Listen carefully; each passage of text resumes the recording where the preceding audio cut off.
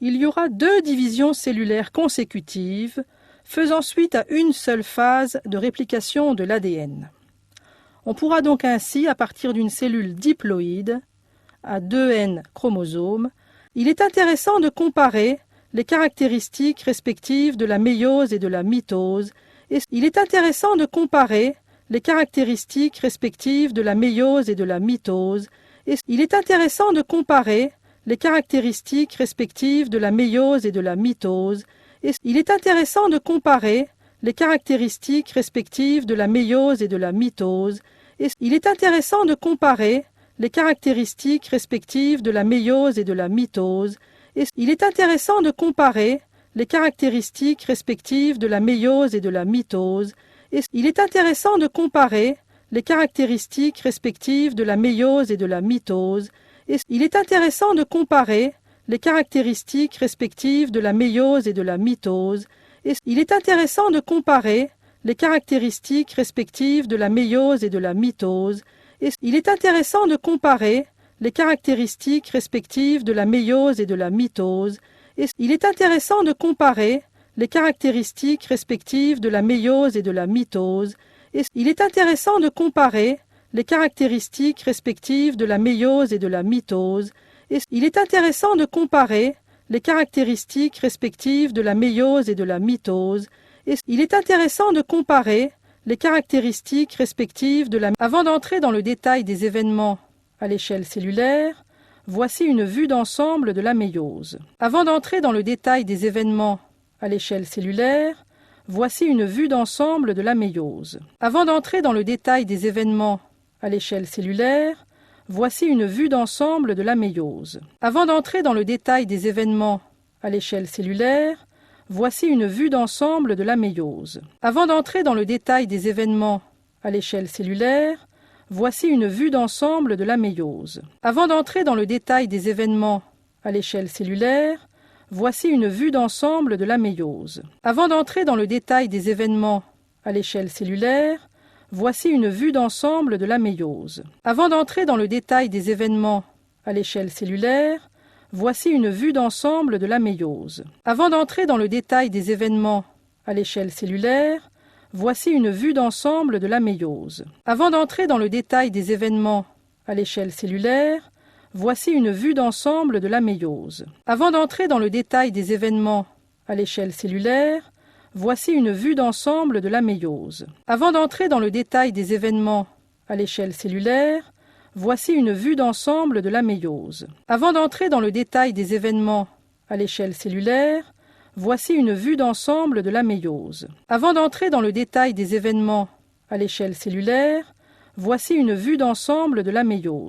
Avant d'entrer dans le détail des événements à l'échelle cellulaire, voici une vue d'ensemble de la méiose. Avant d'entrer dans le détail des événements à l'échelle cellulaire, voici une vue d'ensemble de la méiose. Avant d'entrer dans le détail des événements à l'échelle cellulaire, voici une vue d'ensemble de la méiose. Avant d'entrer dans le détail des événements à l'échelle cellulaire, voici une vue d'ensemble de la méiose. Avant d'entrer dans le détail des événements à l'échelle cellulaire, voici une vue d'ensemble de la méiose. Avant d'entrer dans le détail des événements à l'échelle cellulaire, voici une vue d'ensemble de la méiose. Avant d'entrer dans le détail des événements à l'échelle cellulaire, voici une vue d'ensemble de la méiose. Avant d'entrer dans le détail des événements à l'échelle cellulaire, voici une vue d'ensemble de la méiose. Avant d'entrer dans le détail des événements à l'échelle cellulaire, voici une vue d'ensemble de la méiose. Avant d'entrer dans le détail des événements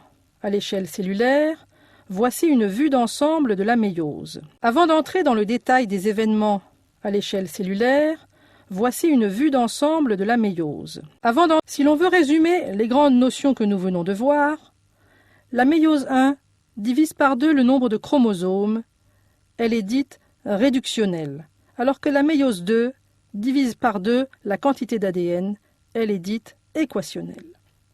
La méiose 1 est précédée d'une phase S, contrairement à la méiose 2, et ce sont les chromosomes homologues qui sont distribués entre les deux cellules filles lors de la méiose 1, tandis que la méiose 2 permet la ségrégation des chromatides sœurs. Si l'on veut résumer les grandes notions que nous venons de voir, La méiose 1 divise. Nous allons maintenant détailler chacune des étapes de ces deux divisions méiotiques en s'attardant plus particulièrement sur la prophase et les différentes étapes de cette prophase au niveau de la méiose 1. Nous allons maintenant détailler chacune des étapes de ces deux divisions méiotiques en s'attardant plus particulièrement sur la prophase et les différentes étapes de cette prophase au niveau de la méiose 1. Nous allons maintenant détailler chacune des étapes de ces deux divisions méiotiques en s'attardant plus particulièrement sur la prophase et les différentes étapes de cette prophase au niveau de la méiose. La prophase de première division méiotique est divisée en 5 stades: leptotène, zygotène, pachystène, diplotène et diacynèse. Afin de faciliter la compréhension, les schémas suivants sur la partie gauche des diapositives présentent un génome réduit à 2 paires de chromosomes homologues. Ceci suffira amplement pour que vous puissiez comprendre. Au stade leptotène, les chromosomes deviennent apparents. Ils sont dupliqués, c'est-à-dire formés de 2 chromatides sœurs. La prophase de première division méiotique est divisée en 5 stades: leptotène, zygotène, pachystène, diplotène et diacynèse. Afin de faciliter la compréhension, les schémas suivants sur la partie gauche des diapositives présentent un génome réduit à 2 paires de chromosomes homologues. Ceci suffira amplement pour que vous puissiez comprendre. Au stade leptotène, les chromosomes. Au stade zygotène, la migration des centrioles vers les pôles opposés de la cellule se poursuit. Les chromosomes homologues de chaque paire commencent à s'apparier, c'est le synapsis. Cet appariement est rendu possible grâce à la mise en place du complexe synaptonémal, qui est une structure protéique se formant entre les chromosomes homologues de chaque paire. Au stade zygotène, la migration des centrioles vers les pôles. La prophase se poursuit ensuite par le stade pachystène, qui est le stade le plus long de cette prophase. À titre d'exemple, chez l'homme, il dure 16 jours pour une durée totale de méiose 1 de 23 jours. C'est chez le mâle que cette prophase 1 a été la mieux analysée sur matériel testiculaire. Grâce au complexe synaptonémal, les chromosomes homologues sont maintenant appariés sur toute leur longueur. Ce complexe synaptonémal va fonctionner un petit peu comme une sorte de fermeture éclair. Le synapsis, ou appariement des chromosomes, est donc complet. De ce fait, les chromosomes apparaissent plus courts et plus épais. Ils forment des bivalents de chromosomes ou tétrades de chromatides. Ces bivalents, la prophase se poursuit ensuite par le stade pachystène, qui est le stade le plus long de cette prophase. À titre d'exemple, chez l'homme, il dure 16 jours pour une durée totale de méiose 1 de 23 jours. C'est chez le mâle que cette prophase 1 a été la mieux analysée sur matériel testiculaire. Grâce au complexe synaptonémal, les chromosomes homologues sont maintenant appariés sur toute leur longueur.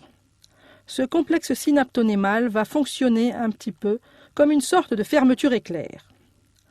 Le synapsis, ou appariement des chromosomes, est donc complet. De ce fait, les chromosomes apparaissent plus courts et plus épais. Ils forment des bivalents de chromosomes ou tétrades de chromatides.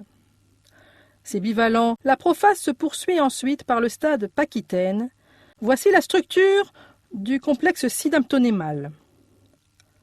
Vous avez sur la gauche une illustration en microscopie électronique telle qu'on peut voir ce complexe synaptonémal avec sa partie centrale qui prend un peu la forme d'une échelle et les chromatides qui sont au niveau latéral de part et d'autre de cette échelle. Sur la droite, vous avez une schématisation de ce complexe synaptonémal. Au niveau de cette schématisation, les chromatides sœurs d'un chromosome homologue sont les chromatides 1 et 2, Les chromatides sœurs de l'autre chromosome homologue sont les chromatides 3 et 4. Elles sont donc situées de part et d'autre du complexe synaptonémal. Ce complexe synaptonémal comprend des éléments latéraux, protéiques, denses aux électrons, et un élément central relié à ces éléments latéraux par des filaments transverses. On a donc bien une disposition qui ressemble en quelque sorte à une échelle. Tout le long de ce complexe synaptonémal, dans la partie centrale, on voit apparaître des nodules de recombinaison de façon régulière tout au long de ce complexe synaptonémal. Ce complexe va contenir, que ce soit au niveau des barres latérales ou également au niveau des nodules de recombinaison, les éléments protéiques et notamment les enzymes nécessaires au mécanisme des recombinaisons homologues. Nous aurons l'occasion d'illustrer lors de l'enseignement présentiel des situations d'infertilité masculine sévères dans lesquelles on observe des anomalies majeures du complexe synaptonémal. Voici la structure du complexe synaptonémal. Comment fonctionnent ces recombinaisons homologues ou crossing over? Les schématisations ont été faites à l'échelle des chromosomes et ne tiennent donc pas compte de l'organisation au niveau du complexe synaptonémal. Toutefois, vous pouvez tout à fait imaginer comment cela peut se passer au niveau de ce complexe. La première étape était donc l'appariement des chromosomes homologues, nous l'avons vu. Il y a ensuite un enjambement des deux chromatides homologues au niveau d'une zone que l'on appelle un chiasma.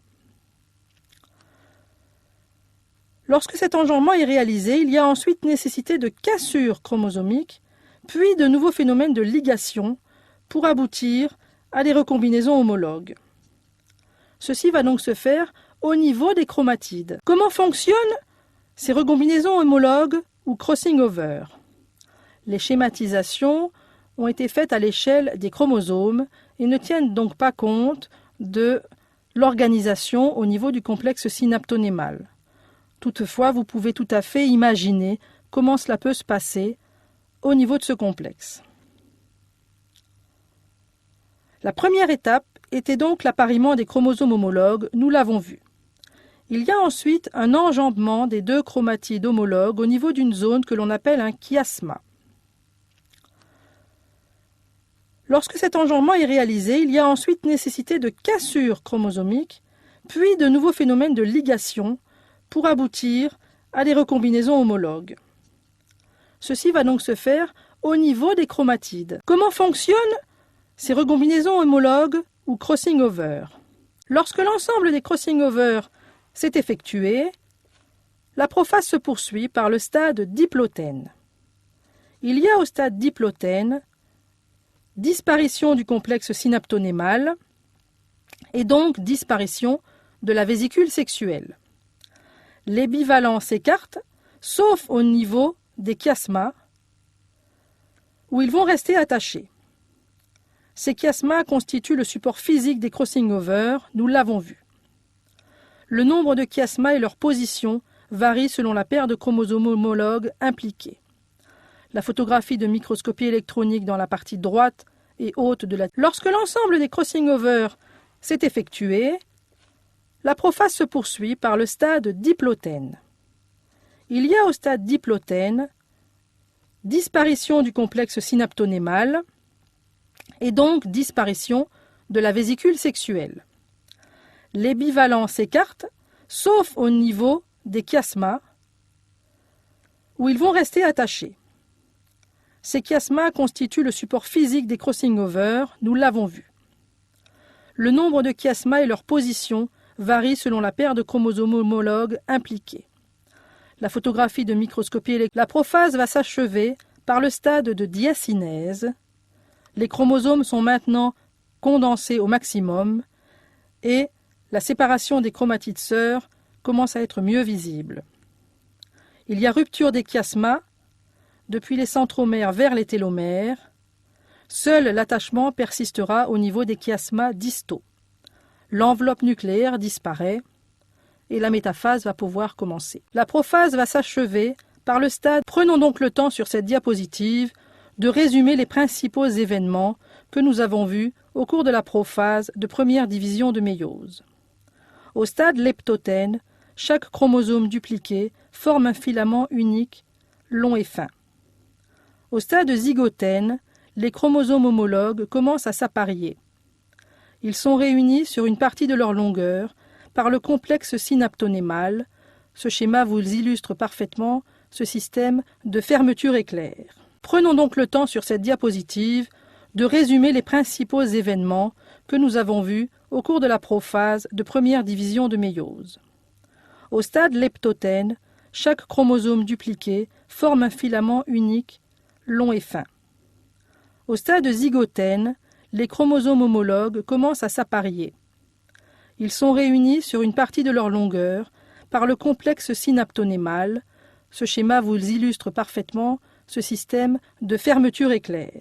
Prenons donc le temps sur cette diapositive de résumer les principaux événements que nous avons vus au cours de la prophase de première division de méiose. Au stade leptotène, chaque chromosome dupliqué forme un filament unique, long et fin. Au stade zygotène, les chromosomes homologues commencent à s'apparier. Ils sont réunis sur une partie de leur longueur par le complexe synaptonémal. Ce schéma vous illustre parfaitement ce système de fermeture éclair.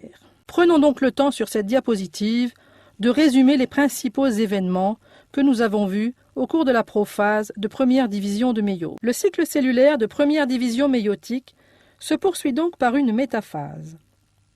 En métaphase 1, les bivalents se répartissent de manière particulière dans la cellule. Sous l'effet des forces exercées par les microtubules du fuseau méiotique, les chromosomes homologues de chaque paire vont se disposer au niveau de la plaque équatoriale. Ils sont encore attachés au niveau des chiasmas distaux. Les chiasmas se placent sur cette plaque équatoriale et les centromères vont se positionner de part et d'autre de la plaque équatoriale.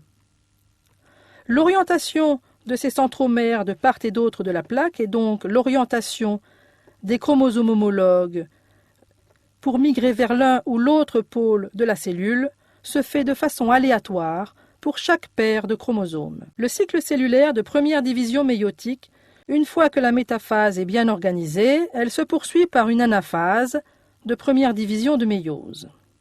Au cours de cette anaphase 1, il y a rupture uniquement des chiasmas et non des centromères. Ceci va permettre la séparation des chromosomes homologues sans qu'il y ait séparation des chromatides sœurs. Chaque chromosome est donc formé de deux chromatides sœurs reliées par un centromère qui reste uni. Toutefois, ces chromatides sœurs sont maintenant le produit des recombinaisons homologues. Il s'agit donc en quelque sorte de chromosomes chimères qui ont subi les mécanismes de crossing over en prophase de première division de méiose. Chaque membre d'une paire chromosomique se dirige vers un pôle opposé de la cellule. C'est la ségrégation des chromosomes homologues. Nous aurons l'occasion, lors de la séance d'enseignement présentiel, de réfléchir à des situations d'anomalie de ségrégation des chromosomes et à leurs conséquences en fertilité humaine. Une fois que la métaphase est bien organisée, la télophase de première division de méiose commence lorsque chaque lot de chromosomes a atteint son pôle respectif. La membrane nucléaire se reconstitue autour des deux lots de chromosomes, puis il y a cytodiérèse, suivie d'une courte interphase sans phase de réplication d'ADN. Chaque cellule fille reçoit donc un chromosome de chaque paire, elle est donc haploïde, mais ces chromosomes sont dupliqués puisqu'ils contiennent deux chromatides sœurs. On passe donc d'une cellule diploïde à 2 N chromosomes à 2 cellules haploïdes à N chromosomes. La télophase de première division de méiose, la deuxième division de méiose, ou méiose 2, est beaucoup plus simple. Elle ressemble à une mitose.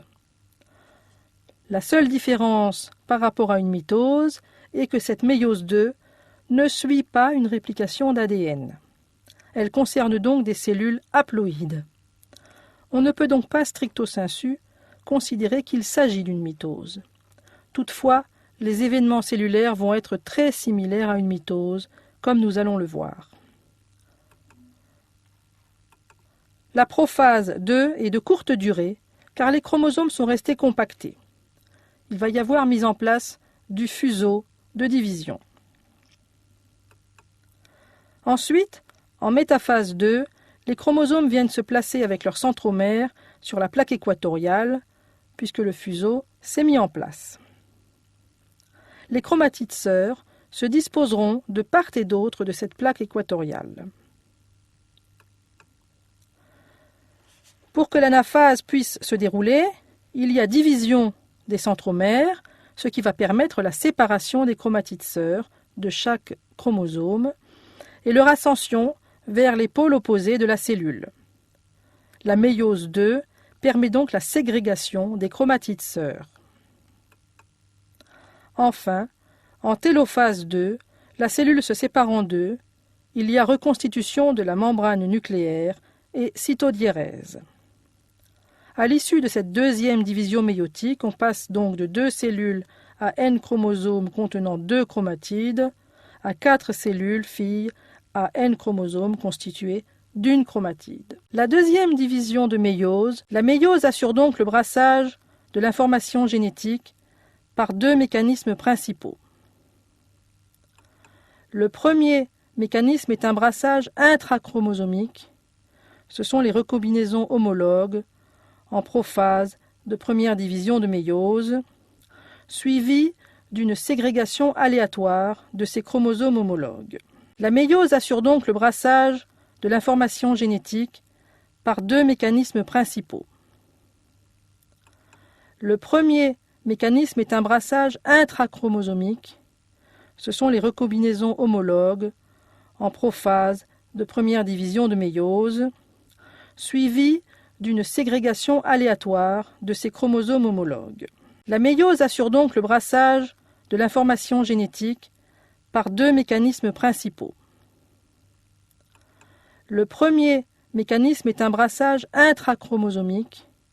Ce sont les recombinaisons homologues en prophase de première division de méiose, suivie. Nous allons maintenant aborder la gamétogénèse mâle ou spermatogénèse, et ce sera la dernière partie de ce cours. Nous allons maintenant aborder la spermatogénèse est un processus de division et différenciation des cellules germinales mâles qui, à partir de cellules immatures, permet d'obtenir des gamètes mâles matures.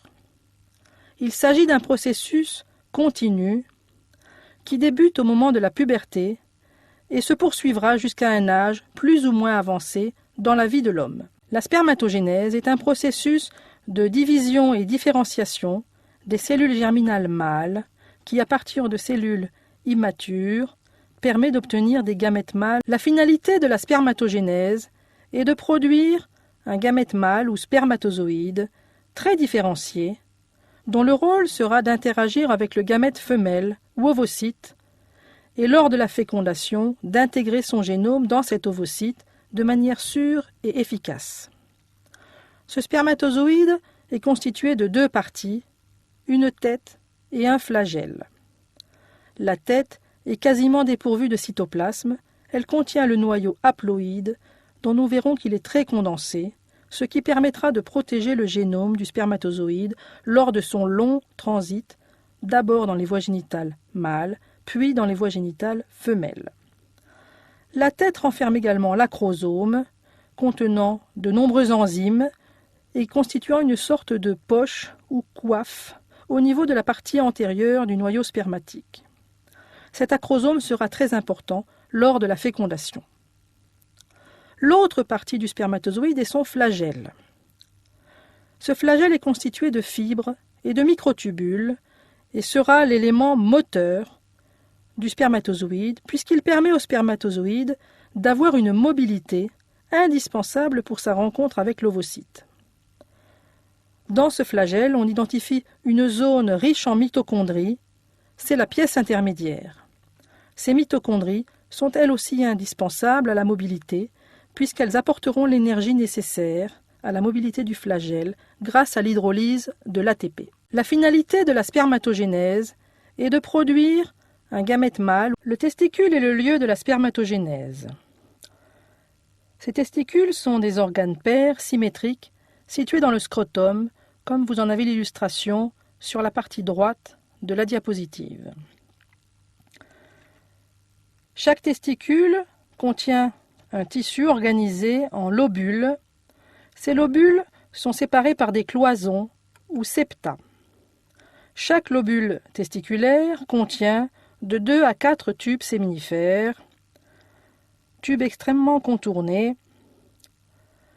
et ces tubes séminifères s'abouchent dans la partie dorsale du testicule à des tubes droits.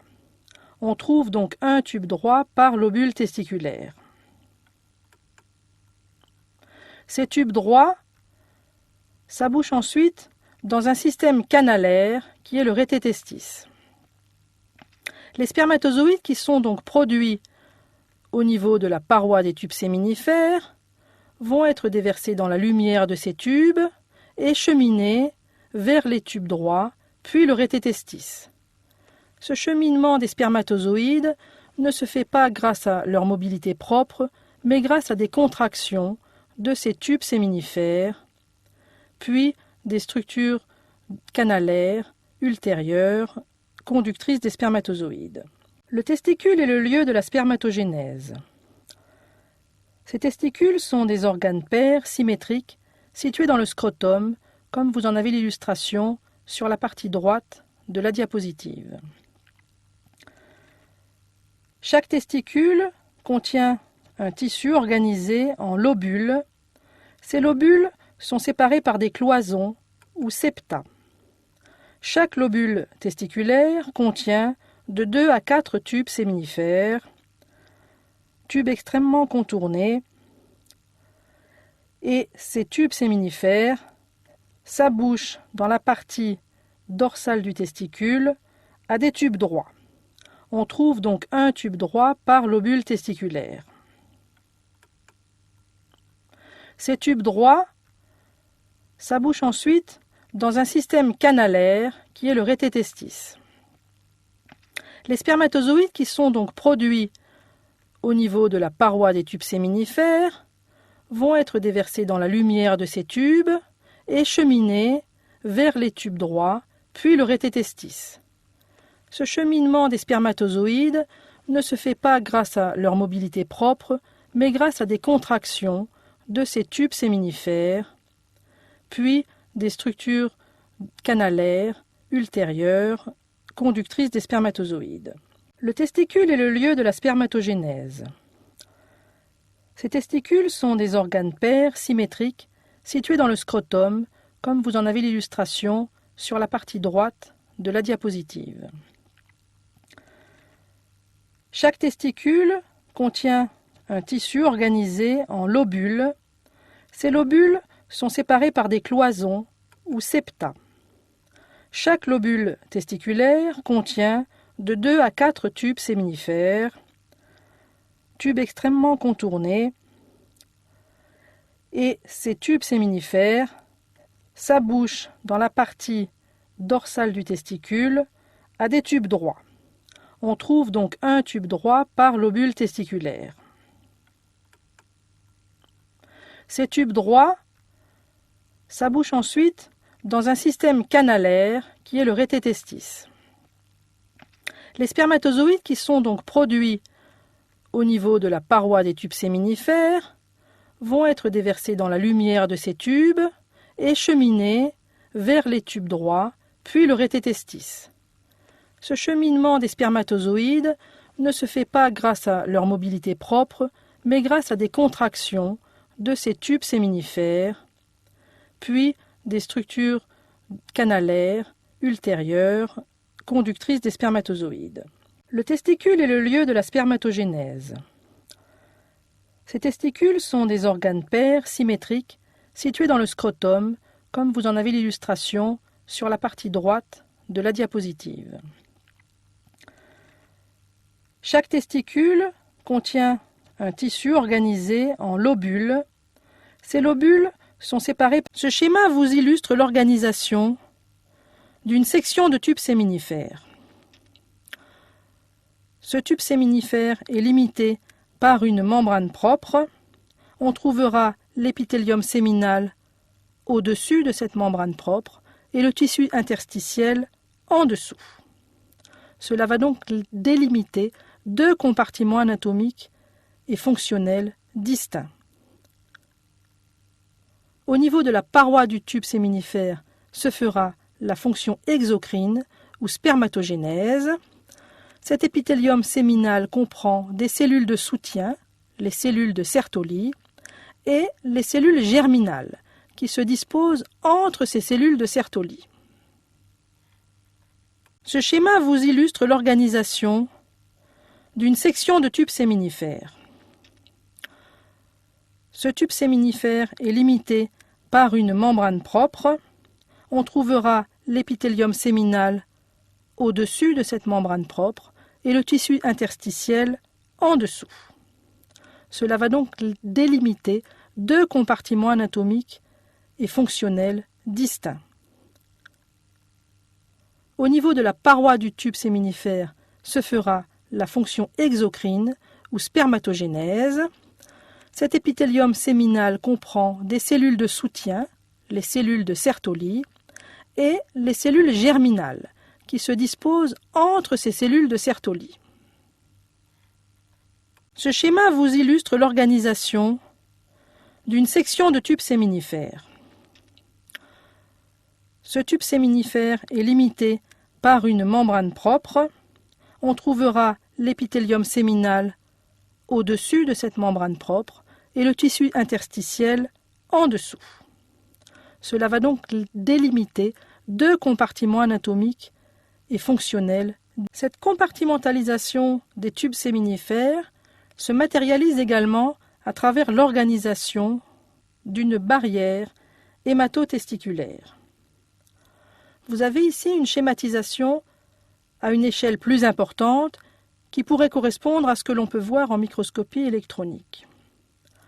On trouve au niveau de la partie basse des tubes la membrane propre, ici sous forme d'une lame basale, et des cellules myoïdes de soutien. Ce système définit une barrière étanche, barrière hématotesticulaire, complétée par l'existence à la partie basse des cellules de Sertoli de jonctions serrées entre les cellules de Sertoli adjacentes. Cette compartimentalisation des tubes séminifères se matérialise également à travers l'organisation d'une barrière hématotesticulaire. Vous avez ici une schématisation à une échelle plus importante qui pourrait correspondre à ce que l'on peut voir en microscopie électronique. On trouve au niveau de la partie basse des tubes la membrane propre, ici sous forme d'une lame basale, et des cellules myoïdes de soutien. Ce système définit une barrière étanche, barrière hématotesticulaire, complétée par l'existence à la partie basse des cellules de Sertoli de jonctions serrées entre les cellules de Sertoli adjacentes. Cette compartimentalisation des tubes séminifères se matérialise également à travers l'organisation d'une barrière hématotesticulaire. Vous avez ici une schématisation à une échelle plus importante qui pourrait correspondre à ce que l'on peut voir en microscopie électronique. On trouve au niveau de la partie basse des tubes la membrane propre, ici sous forme d'une lame basale, et des cellules myoïdes de soutien.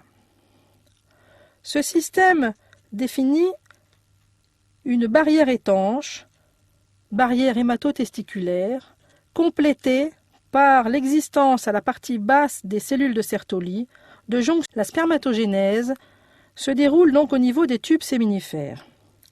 Elle va avoir lieu de la partie basale vers la partie luminale des tubes, donc de la périphérie vers le centre des tubes.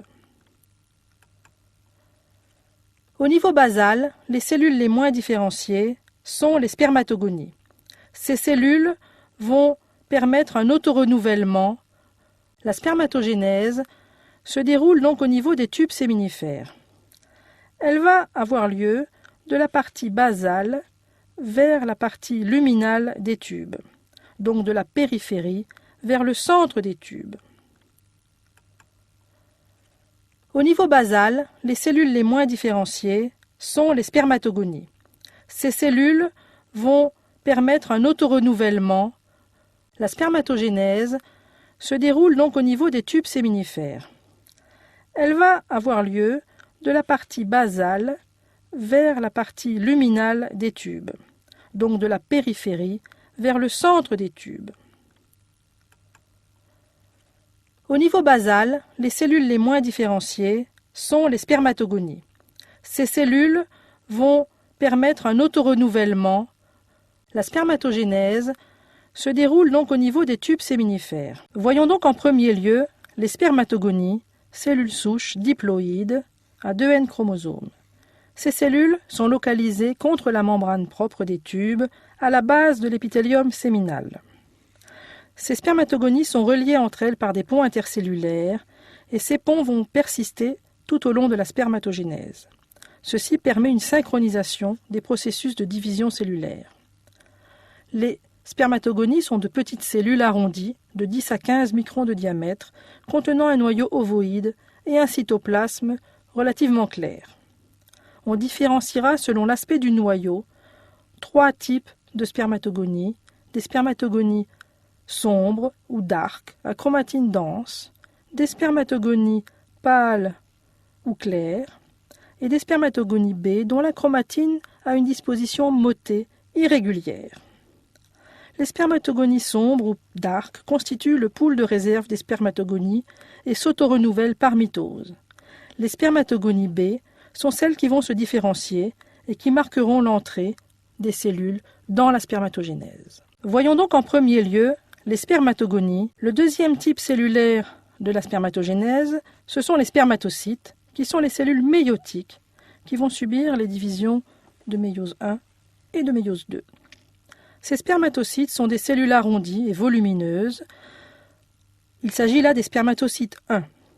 Elles sont situées plus à distance de la membrane propre que les spermatogonies. Le deuxième type cellulaire de la spermatogénèse, ce sont les spermatocytes, qui sont les cellules méiotiques, qui vont subir les divisions de méiose 1 et de méiose 2. Ces spermatocytes sont des cellules arrondies et volumineuses. Il s'agit là des spermatocytes 1. Elles sont situées plus à distance de la membrane propre que les spermatogonies. Le deuxième type cellulaire de la spermatogénèse, ce sont les spermatocytes, qui sont les cellules méiotiques, qui vont subir les divisions de méiose 1 et de méiose 2. Ces spermatocytes sont des cellules arrondies et volumineuses. Il s'agit là des spermatocytes 1. Elles sont situées plus à distance de la membrane propre que les spermatogonies. Le deuxième type cellulaire de la spermatogénèse, ce sont les spermatocytes, qui sont les cellules méiotiques, qui vont subir les divisions de méiose 1 et de méiose 2. Ces spermatocytes sont des cellules arrondies et volumineuses. Il s'agit là des spermatocytes 1.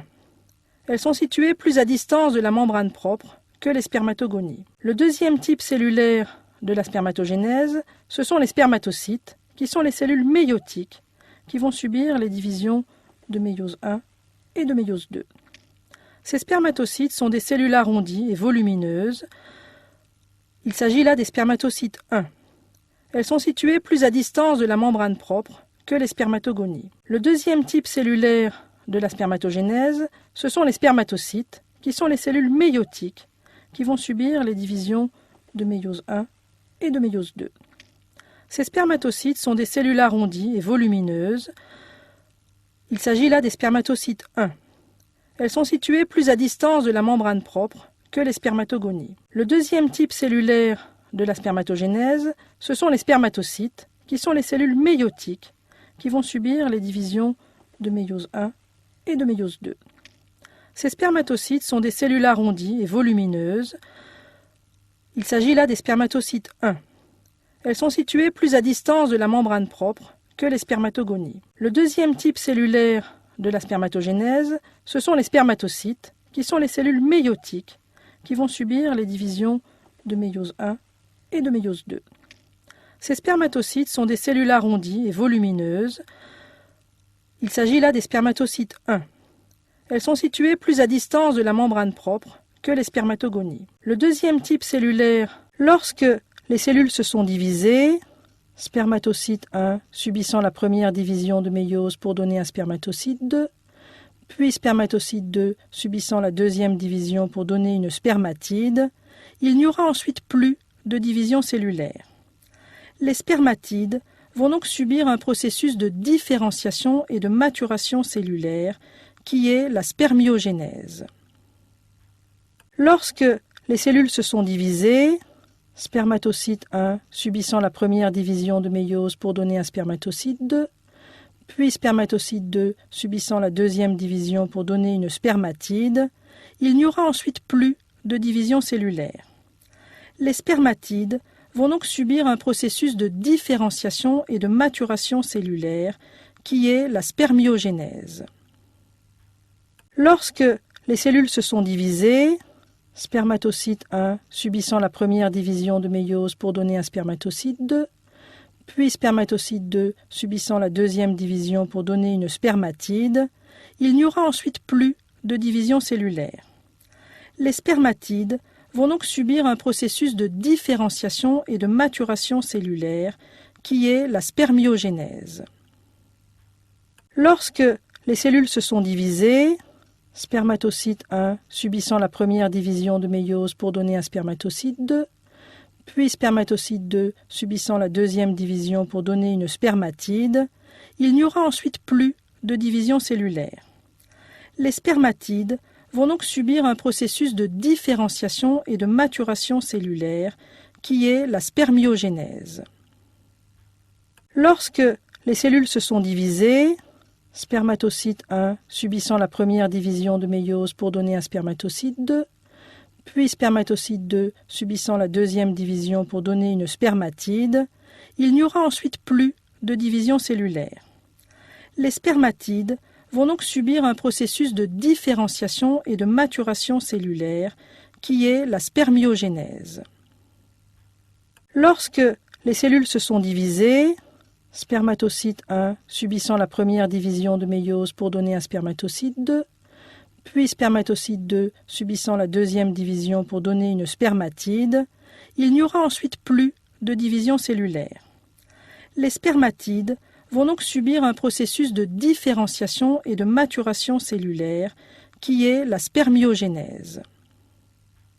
Lorsque les cellules se sont divisées, spermatocyte 1 subissant la première division de méiose pour donner un spermatocyte 2, puis spermatocyte 2 subissant la deuxième division pour donner une spermatide, il n'y aura ensuite plus de division cellulaire. Les spermatides vont donc subir un processus de différenciation et de maturation cellulaire qui est la spermiogénèse. Lorsque les cellules se sont divisées, spermatocyte 1 subissant la première division de méiose pour donner un spermatocyte 2, puis spermatocyte 2 subissant la deuxième division pour donner une spermatide, il n'y aura ensuite plus de division cellulaire. Les spermatides vont donc subir un processus de différenciation et de maturation cellulaire qui est la spermiogénèse. Lorsque les cellules se sont divisées, spermatocyte 1 subissant la première division de méiose pour donner un spermatocyte 2, puis spermatocyte 2 subissant la deuxième division pour donner une spermatide, il n'y aura ensuite plus de division cellulaire. Les spermatides vont donc subir un processus de différenciation. Si l'on veut donc résumer les différents types de spermatides observés lors de la spermiogénèse, ces spermatides sont des cellules haploïdes issues de la méiose. Elles sont localisées près de la lumière des tubes séminifères. Il s'agit de petites cellules, 6 à 7 microns de diamètre pour les spermatides rondes, qui ensuite vont s'allonger. Vous avez une schématisation de ces spermatides en cours d'élongation et dont le noyau va se condenser. Stade final, spermatides en cours de condensation. Ces spermatides condensés ont un noyau qui deviendra plus petit, plus sombre et très allongé. Si l'on veut donc résumer les différents types de spermatides observés, cette diapositive vous illustre le spermatozoïde tel qu'on peut l'observer